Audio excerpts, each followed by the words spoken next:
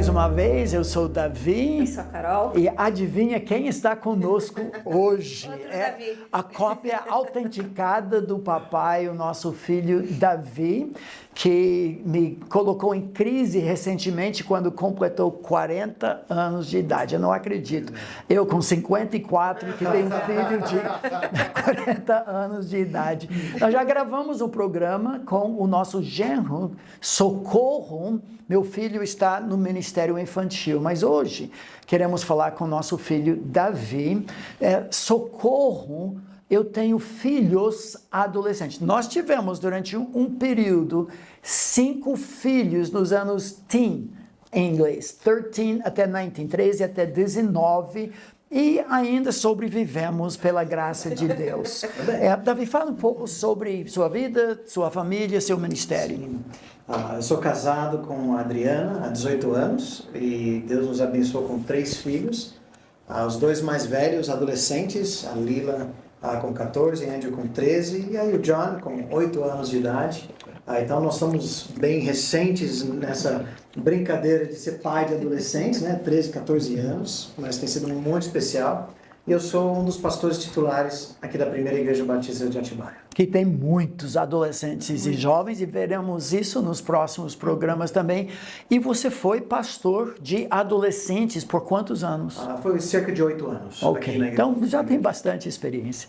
Como pai de adolescentes, o que você diria? Quais são os desafios maiores, principais, que os pais de adolescentes enfrentam hoje?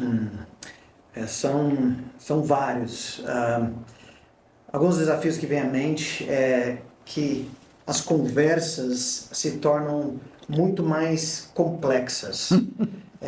Não é suficiente, na verdade nunca foi, só dar uma ordem acontece, mas o porquê, o como, as discussões se tornam mais profundas, mais amplas, mais sutis e justamente agora nossos filhos também sabem muito melhor aquilo que nos irrita mais, não é?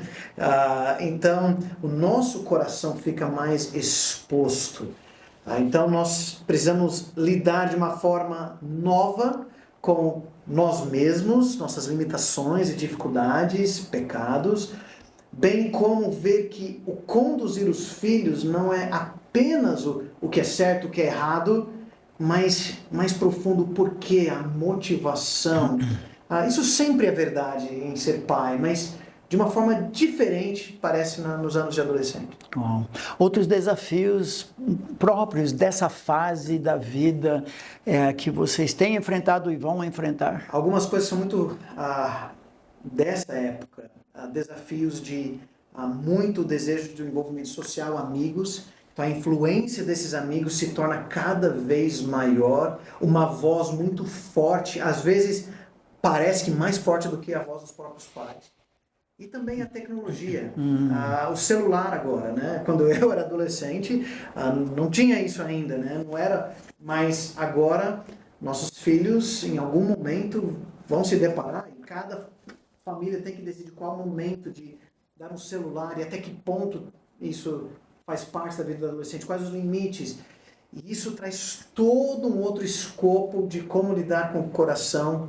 E talvez de uma forma muito específica, não só as influências, mas também a tentação àquilo que é oculto, à mentira, aos segredos, manter coisas distante dos olhos dos pais. Isso é um grande desafio. Bom, daqui a algumas semanas também outro assunto com o pastor Abimael, Socorro, o mundo digital quer engolir meu filho. Nós vamos tratar de mais alguns princípios relacionados a isso para ajudar, e também tem um programa logo de um pastor de adolescentes que vê o outro lado dessa questão.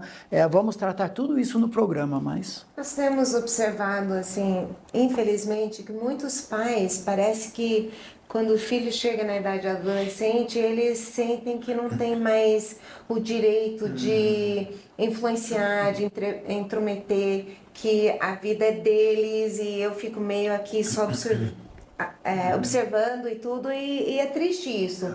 É como ajudar os pais a ter um diálogo, manter um diálogo com seus filhos, e o que você acha que atrapalha esse diálogo? É importante, importante pensar nisso, porque o mundo, de fato, através do entretenimento e tantas vozes, diz que, não, agora o adolescente que traça o seu próprio caminho, os pais não têm nada que ver com isso, só atrapalham. Às vezes a escola, outros meios, amigos falam isso, e não é verdade. Nós vemos que Provérbios, um pai fala como se fosse para um filho adolescente, jovem, e ele está ali insistindo, exortando, encorajando seu filho em áreas práticas, finanças, amigos, namoro e assim por diante. O desafio é que ele ganha um novo ambiente, porque o filho está ganhando mais independência, está tomando passos para essa independência. Isso é bom, isso é de Deus. E às vezes a gente fala, não, pronto, acabou. Não, agora o meu orientar e minha autoridade toma outras dimensões. Eu não tenho o mesmo poder de controlar, mas eu ainda preciso orientar e ter autoridade sobre ele. Mas eu vou ter que ter mais sabedoria de fazer isso em relacionamento, em proximidade, em discipulado, uma autoridade que vem mais com influência do que uma demonstração de poder. De autoritarismo. Você teria algumas sugestões práticas? Um pai, um casal, uma mãe que sente agora essa distância, como resgatar isso? Algumas práticas, talvez não funcione para todos, talvez haja resistência no início pelo filho.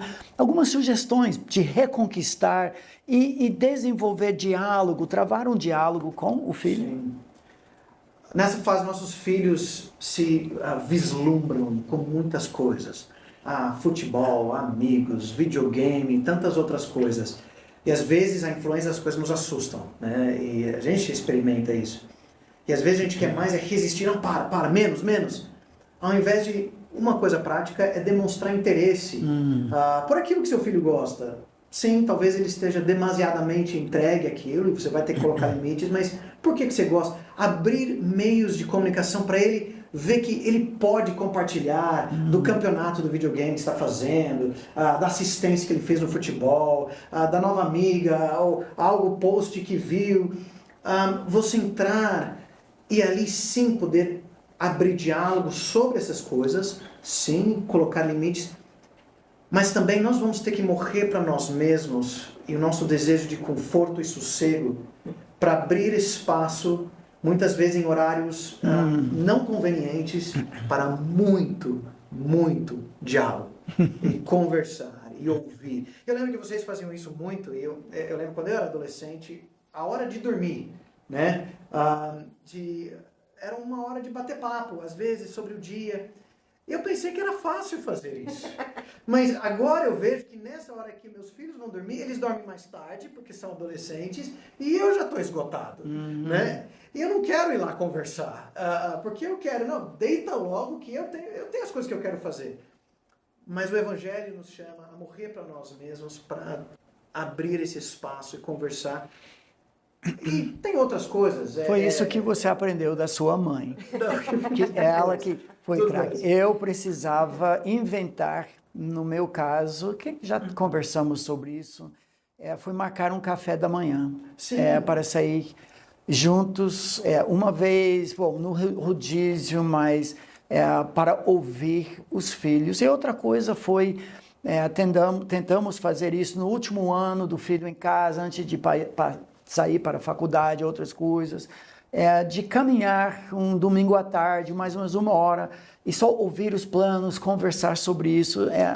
Acho que outra coisa que a gente está percebendo agora, que é um desafio maior, mas precisa muito preservar, é algo que vocês também já falaram no programa, é a noite de família. Talvez a gente pense que isso é só para os filhos pequenos, não é. Porque nessa fase, a programação de tantos eventos e treinos e esportes e música e tudo, e eventos sociais, ele rapidamente esgota todas as noites ou momentos da família. nós temos tido que bater na tecla, falar, olha, nós vamos reservar essa ou aquela noite durante a semana para estarmos juntos e fazer algo juntos, brincar juntos, jogar bola juntos, assistir um filme juntos. Mas isso mantém até um convívio de gostarmos de estar uns com os outros e dali é um solo fértil para depois ter bate-papos. Legal, muito bom. E o que você diria para os pais que têm um filho adolescente em casa que já chega e fala, mãe, não quero mais para a igreja? Ou talvez um domingo só, olha, eu estou cansado, hoje eu não vou, vocês podem ir. Isso é muito difícil, porque é algo que traz várias tensões no coração. Uma, a gente não quer ser autoritário. Outro, nós sabemos que a gente não consegue enfiar a força, a nossa fé no coração do filho. Isso é obra de Deus. Ao mesmo tempo, nós não podemos nos render para que ele faça o que ele quer nessa idade tão importante. Sim, vai ter um dia que ele vai ter total independência para decidir se ele vai seguir a Deus ou não. Mas eu creio que na fase em que o filho adolescente está em casa, ele sim precisa participar. Não é opcional. Claro, isso deve ser tratado com muito tato, conversa, abrir a palavra de Deus, trabalhar. Mas no fim das contas, sim, você vai. Tem que ir. E a gente enfrenta isso. Às vezes, hoje eu não quero, nenhum dos meus amigos vai. Olha, eu sinto muito, mas isso não é importante. Você vai. Quando eu era pastor de adolescentes, muitos pais não traziam seus filhos por causa disso. E era um ciclo vicioso. Ele não vinha. Quando ele vinha, eventualmente, não tinha amizades. Então ele ficava mais solitário. Todo mundo tinha vergonha uns dos outros e era difícil. Aí ele não vinha, os pais reclamavam, o grupo não abraçou. Aí um mês depois vinha de novo. E daqui a pouco sumiu. Mas aqueles que os pais insistiram, mesmo alguns que eram dos mais tímidos, mais envergonhados, toda vez vinha, sentava depois emburrado, sozinho, mas Deus usou com o tempo para isso abrir relacionamentos, abrir o coração. E hoje, já jovens, casados, com filhos, são algumas das pessoas mais extrovertidas que tem na igreja, inclusive. Mas é importante essa insistência. E Davi, uma coisa que sempre falamos para esses pais é o princípio bíblico, a fé vem pelo ouvir. Sim. E ouvir da palavra de Deus. Então, mesmo o filho não é convertido ainda, não ama Jesus, não gosta da igreja, mas ainda tem alguma possibilidade dentro da igreja de ouvir uma palavra Sim. que pode transformar Com certeza. O seu coração. Muito obrigado. Ainda teremos mais. O próximo programa vai ser com um atual pastor de adolescentes, olhando dessa perspectiva mesmo, mas vamos deixar para a próxima vez. Grande abraço para você. Por favor, indique para outros assistirem esses programas sobre socorro.